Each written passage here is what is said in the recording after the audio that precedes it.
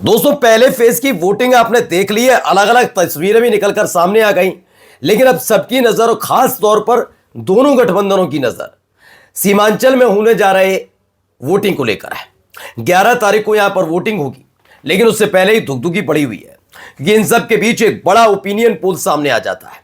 दरअसल ये opinion poll ऐसे वक्त में सामने आया जब खुद असदुद्दीन ओवैसी ने एक कदम बढ़कर आगे बढ़ाकर एक ऐसा बयान दे डाला है जिसने सीमांचल के ज्यादातर लोगों को एआईएमआईएम के साथ खड़ा कर दिया, ऐसा दावा है।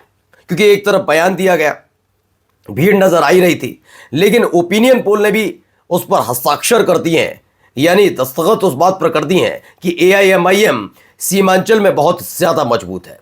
ये क्या कुछ हुआ है वहां पर वो आपको दिखाऊंगा, लेकिन खबर यही नहीं है। खबर महागठबंधन से ज्यादा एनडीए के लिए पूरी है।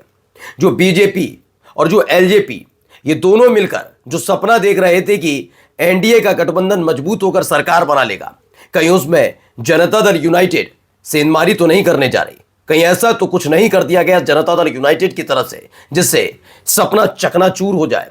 क्या है खबर दिखाने जा रहा हूं। नमस्कार, मैं हूं प्रज्वल गौतम और आप देख रहे हैं टाइम्स एक्सप्रेस। पहले चरण का चुनाव निपट गया, शांतिपूर्ण तरीके से तो नहीं निपटा। उम्मीद थी कि शांतिपूर्ण तरीके से निपट जाएगा, जैसा कि इस देश के गृह मंत्री अमित शाह ऐलान कर रहे थे कि 2 चरणों में चुनाव कराया ही इसीलिए जा रहा है क्योंकि बिहार में इससे पहले शांति इतनी देखी नहीं गई।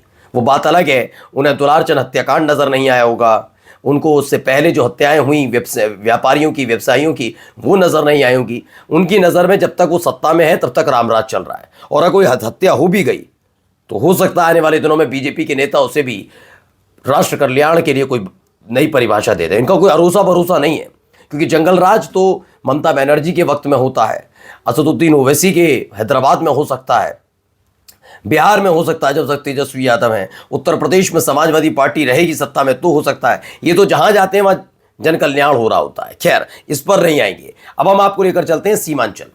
सीमांचल में जरूर सब राजनीतिक पार्टियां लड़ रही हैं अपने अपने हिसाब से, लेकिन एक वजूद की लड़ाई होती है। वजूद यह है कि सीमांचल में 5 सीटें पिछली बार 2020 में जीती थी। असदुद्दीन ओवैसी ने खुद को साबित किया था कि वो अकेले भी अगर चुनाव लड़ें तो जीत दर्ज की जा सकती है। इस बार मसला बहुत अलग हो गया है। आज जो मैं आपको पहले सर्वे दिखा रहा हूं उसकी पहली सीट देखिए, ये बहुत महत्वपूर्ण सीट मानी जाती है, कोचा धामन सीट। ये कोचा धामन सीट में खास तौर पर एआईएमआईएम के जो दूसरे प्रत्याशी सांसद हैं उनको भी लगाया गया था। और अब यहां क्या निकलता आ रहा है, देखिए, ये बिहार तक का ओपिनियन पोल बताया जा रहा है जिसमें कोचा धामन में जनता ने दे दिया इशारा। यहां पर हैं दोनों मुस्लिम प्रत्याशी ही। एक है सरवर आलम जो एआईएमआईएम की टिकट पर चुनाव लड़ रहे हैं, दूसरे हैं आरजेडी की टिकट पर चुनाव लड़ने वाले मास्टर मुजाहिद। ये दोनों के दोनों, लेकिन सरवर आलम के लिए दावा किया जा रहा है कि सरवर आलम जो एआईएमआईएम के प्रत्याशी हैं उन्हें विधायक बनाने के लिए तैयार बैठी है। 63% जनता कहती है कोचा धामन की कि सरवर आलम जो एआईएमआईएम के प्रत्याशी हैं वो विधायक बने कोचा धामन के। वहीं 37% लोग जो है वो मास्टर मुजाहिद के साथ। अच्छा, मास्टर मुजाहिद क्या है पहले ये समझिए। आगे आरजेडी के नेता है नहीं, इससे पहले जनता दल यूनाइटेड में रहे। इनके पार्टी की तरफ से जो बयान दिए जाते थे उस पर कभी भी इन्होंने गंभीरता से विचार नहीं किया, लेकिन आरजेडी में आते ही आप समझते हैं क्या होता है। इस बार आरजेडी ने बहुत गलतियां की हैं, क्या किया है ये तो चुनाव बाद ही पता लगेगा, लेकिन कुछ जगह उन्होंने जनता दल यूनाइटेड से आए हुए नेताओं को टिकट देकर अपने ही कार्यकर्ताओं को निराश किया, अपनी पार्टी के नेताओं का टिकट काटा, सिटिंग विधायकों तक का टिकट काटा। ये कहीं ना कहीं आरजेडी के लिए सेटबैक काम करती हुई नजर आई। अब इन सब के बीच एक बयान जो तेजस्वी यादव ने असदुद्दीन ओवैसी के लिए दिया, उसका असर सीमांचल वाले इलाके में पड़ेगा, ये माना जा रहा है। बहुत भीषण इसमें लगता हुआ नजर आएगा। अब देखिए, कोचा धामन में जनता ने दे दिया इशारा। 63% जनता सरवर आलम को विधायक देखना चाहती है और 37% मास्टर मुजाहिद जो कभी प्योर आरजेडी के नेता नहीं रहे, जेडीयू के रास्ते आरजेडी तक पहुंचे हैं, तो कहा जा रहा है कि इसमें पहली पसंद है। तो देखिए, वसीम चंपरानी भी लिखते हैं बिहार तक न्यूज़ का धमाकेदार सर्वे, कोचा धामन विधानसभा से इस बार बड़ी खबर सामने आ रही है।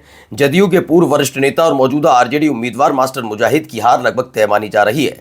जनता बदलाव चाहती है और इस बार माहौल पूरी तरह एआईएमआईएम उम्मीदवार सरवर आलम के पक्ष में नजर आ रहा है। सरवर आलम साहब ने हमेशा आवाम की खिदमत को अपनी प्राथमिकता बनाया, चाहे वह शिक्षा का मुद्दा हो, विकास की बात हो या गरीबों की आवाज़ उठाने की। यही वजह है कि लोग उन्हें एक ईमानदार, मजबूत और ज़मीनी नेता के तौर पर देख रहे हैं। अब बस ज़रूरत है आप लोगों की दुआ में, याद रखें ये सारी बातें उन्होंने कही। एक और ज़रा खबर देखिए, यहाँ पर भी एक सर्वे दावा किया जा रहा है।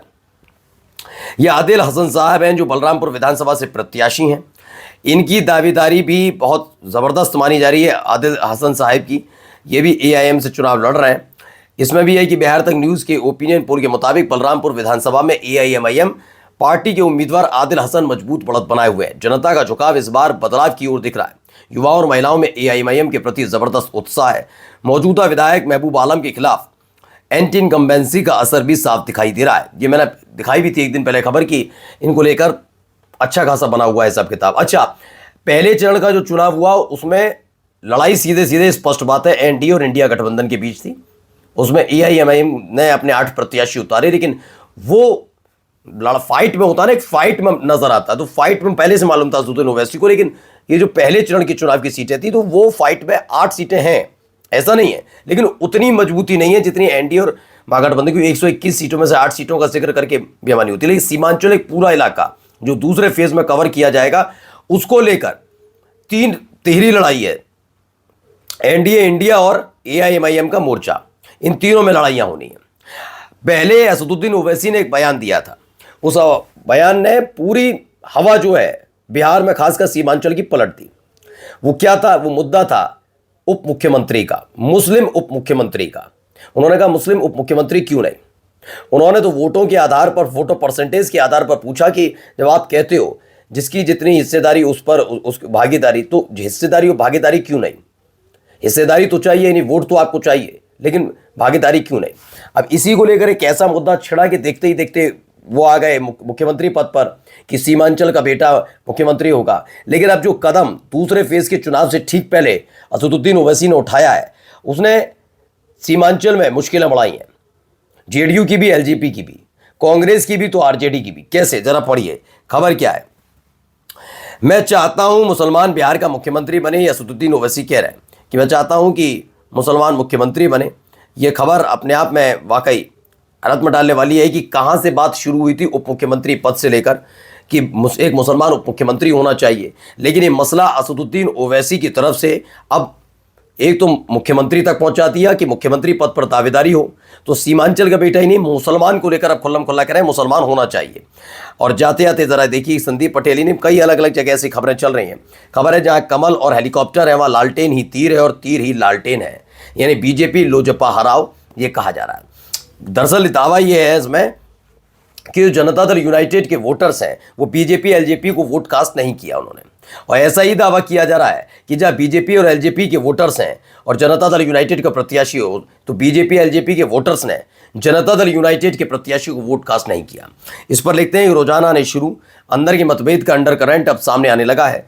पहले फेज में देखिए पता लग गया कि जेडीयू वाले बीजेपी एलजेपी को वोट नहीं डाल रहे हैं, बीजेपी एलजेपी वाले जेडीयू को वोट नहीं डाल रहे हैं।